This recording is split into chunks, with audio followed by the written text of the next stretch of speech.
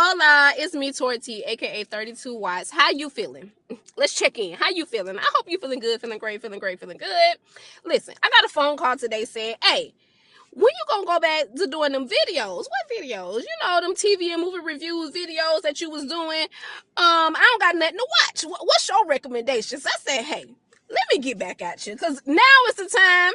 It's the perfect timing. So I know for a fact, if ain't nobody else watching these videos, it's one or two people that's tuned in and will be tuned in and looking forward to these videos. So hey, how you doing? This is for you. So listen, again, now is the perfect time because y'all know how I am. Y'all know how I was wilding in them Gilead streets when The Handmaid's Tale was out. Guess what? We got a sequel, y'all. The Testaments, which is the sequel to The Handmaid's Tale, is officially out on Hulu, Disney Plus, whatever they're doing over there on that app. Y'all, The Testaments is out. Listen, in The Handmaid's Tale, y'all, we back in these Gilead streets. Listen, I'm excited. I'm excited because I'm tuned in. I'm tuned in. I'm locked in. I'm tuned in. Listen, The Testaments, we're following the our main character, Agnes, aka Hannah. We're following her as she lives her life as a woman, as a teenager, growing up in Gilead. Agnes / Hannah is the daughter to June, who was our main character in The Handmaid's Tale. June, if you watched The Handmaid's Tale, if you haven't, go back and binge it. I promise you, it's great television. June was our main character in The Handmaid's Tale. She escapes Gilead, and of course, the whole series was her trying to get to Hannah / Agnes. But The Testaments, we're following Agnes / Hannah. We're going from her point of view of life in Gilead as a high commander's daughter, a child, teenager, growing up and going into womanhood.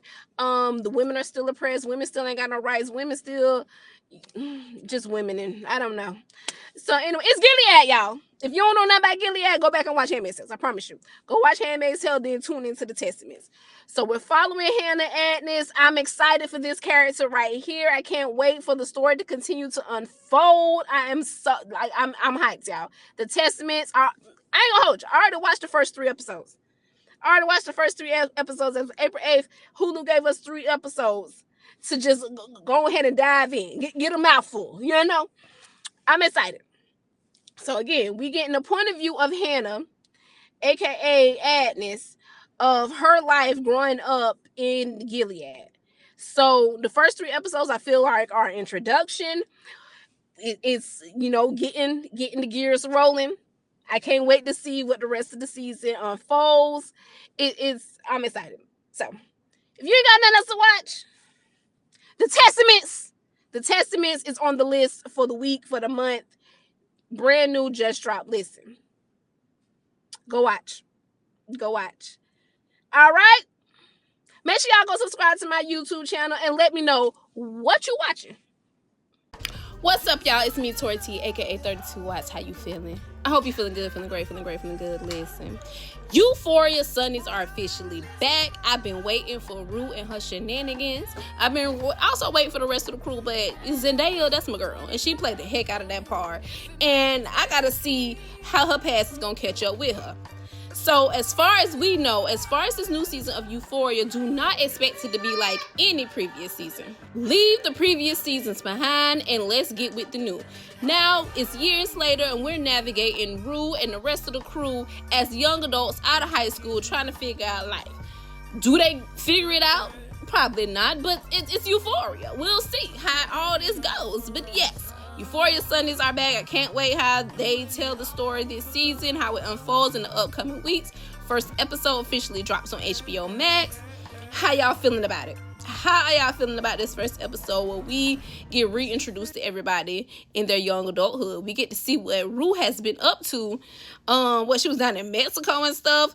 That part of her crossing the border was hilarious to me because, girl, wet, but it's very Rue coded because, girl, you a mess. You a mess, honey. But anyways, yeah. How y'all feel? Let's comment down below. Let me know how y'all feel about Euphoria Sundays are officially back. Again, do not expect to be like none of the previous seasons.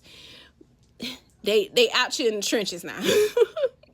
They got to figure this stuff out. So I'm excited to see how the story, I'm excited to see how the story unfolds in the upcoming weeks.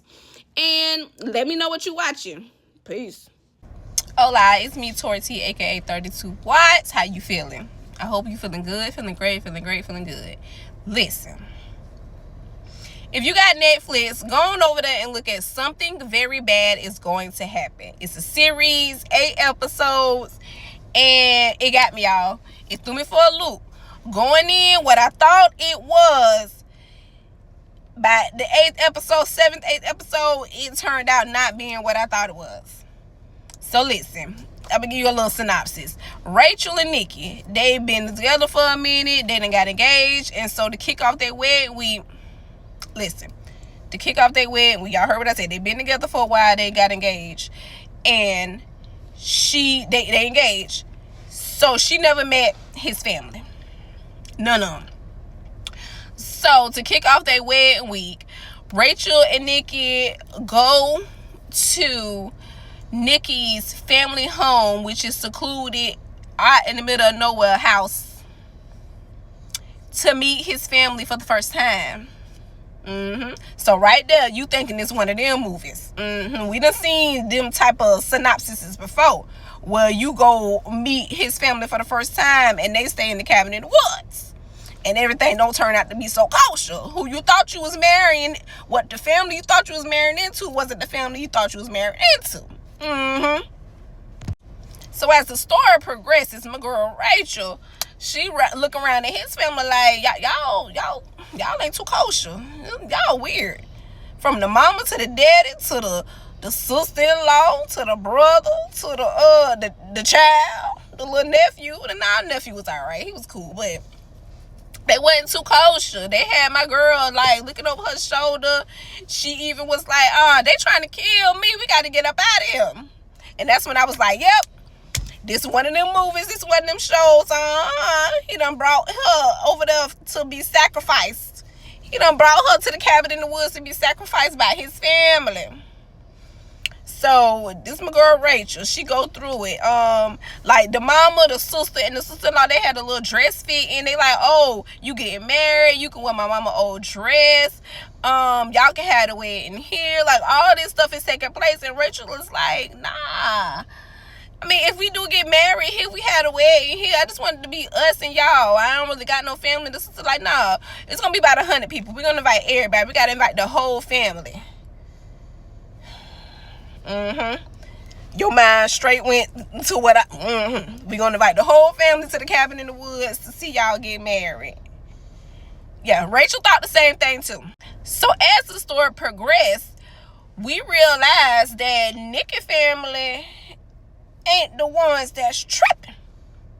They ain't the weirdos. As the story progresses, we find out that Rachel, our bride, has a curse on her and her family and her bloodline. The curse is basically, if you get married to this person has to be your soulmate. You have to get married to your soulmate. If this person is not your soulmate, then, the curse is going to curse. And somebody going to die. But if you don't get married since you engaged to this person, if you don't get married by that day, by midnight, then his family die. Him and his family die. But if you get married and he not your soulmate, then you die. Yeah. Y'all go watch the series. I just gave y'all a little tidbit. I want y'all to go watch the series and come back and talk to me about it. Y'all go see how it is. Go see how it is. It's me, Tori T, aka 32 Watts. How you feeling? I hope you feeling good, feeling great, feeling good. Listen, have you seen The Housemaid with Sydney Sweeney and Amanda Seyfried? Baby, they had me in the first quarter. Then that plot twisted, and then they just reeled it on in the end, and I was like, oh, this was good. Listen. So Amanda hired Sydney Sweeney to be a housemaid. Bet, we got that.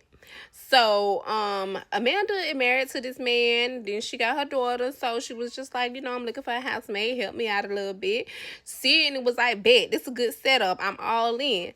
To be a living housemaid, they gave her a little room in the attic, which was a little sus, but okay. I'm the help. Cool. So as the story goes on, Sydney Sweeney, she doing her job or whatever, and she witnessed Amanda being a little cuckoo for Cocoa Puffs, and she like, wait a minute, is this what I signed up for, girl? Are you okay? Is everything all right? So yeah, Amanda around here having these little tantrums. She just doing all this and that, and me yelling at the screen like, listen, Sydney, get up out of there. Chunk the deuces on all of them because something ain't right. The husband keep reassuring her that it's okay. You know, she gets a little upset sometimes, but the lady been lying. She been just doing all this and that. So the whole time I'm like, Sydney, get up out of there because, baby, these people crazy. Anyways, as the story goes on, Amanda started, messing with Sydney, like, go pick up my daughter. She go to pick up the daughter, and the daughter was like, no, I had plans. These plans was made weeks ago for me to go to my homegirl house to chill for the weekend. So why is you here to pick me up? So Sydney go back to the house, and Amanda was like, why you went and made a scene? I told you she was going to her friend's house. Why you lit? I'm like, looking like, you told me to go pick her up. Don't do that. Then Amanda told her to, hey, go book a hotel and get tickets to the show for me and my husband so we can parlay, hang out for the weekend. Sydney Sweeney like, cool, I got you. So she come back and present her with the tickets and stuff, and Amanda Seyfried like, girl, what is you doing? What you spent my money on this. I ain't nobody tell you to do this. I got to go out of town with my daughter this weekend. Ain't nobody tell you to do this. You know what? This money coming out your paycheck. And Sydney Sweeney like, oh, here we go again. You telling me to do something. And then you flip-flopping when it comes down to it. So, but Sydney was like, listen, I can't afford these tickets. You need to get these tickets because you told me to go buy these tickets. And, Amanda stood 10 toes down. I ain't tell you to go buy that. I got stuff to do this weekend. Then here come the husband saving the housemaid. Like, don't worry about it. You ain't got to worry about it. She going out of town this weekend. Matter of fact, how about you take the tickets in the hotel room and da-da-da-da. Then we get to the plot twist, honey. So, Sydney Sweeney and her husband start getting chummy.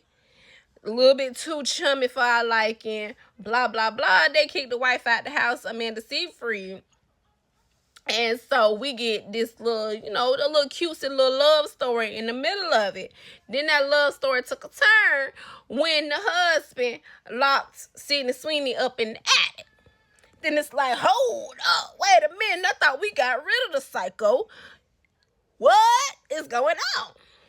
Find out he turned out to be the psycho. I don't want to continue giving too much, but y'all gotta go watch it. Come back, let's talk about it. The Housemaid.